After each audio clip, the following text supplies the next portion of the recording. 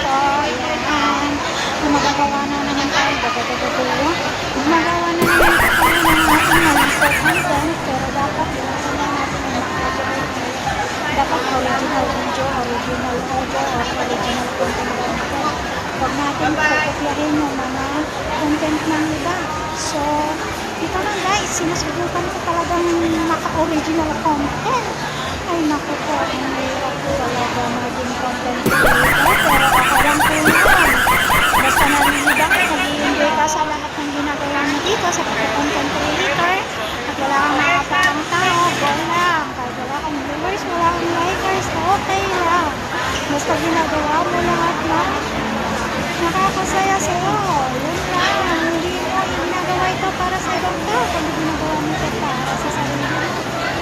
So, ito na guys. Wala akong ibang talent. Kundi kumain at matulog lang. Maghanap ng pera o dolyar. Yan lang po ang aking talent. So, siguro, nagiging dancer ako kahit kaliwat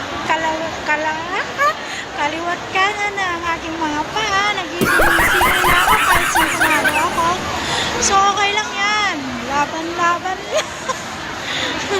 Ayan. Mahirap ang buhay sa pagiging content creator. Pero at least, nag-enjoy ka, nagiging masaya ka, nagiging happy ka. One mega. Yun. Dapat marunong ka rin makipag-resbakan sa kapwa mo, content creator, lalo na sa mga kapwa mo mga baguhan ka lang. At isa pa, dapat marunong ka rin manood ng mga videos, hindi yung nakatambay ka lang sa live, or nakatambay ka lang sa mga pinupost mo, or nakatambay ka lang sa mga content mo. So, dapat marunong ka rin gumana dito sa larangan ng mundo ng Facebook, sa larangan ng pagiging content creator. Yan.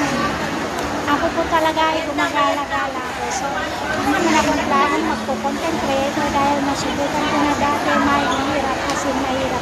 Lalo na sa mga kapatid, at wala kang mga ibang oras. Sobrang hirap ko talaga yan. Pero mahilig din lang naman ako mag-post dito sa Facebook. So, ginawa ko na lang siyang maging trabaho. Araw-araw, malay mo. Dito na tayo yayaman. Hindi na mahirap maasa. Hindi mahirap mangarap. Meron tayo. Hindi pa tayo mangarap.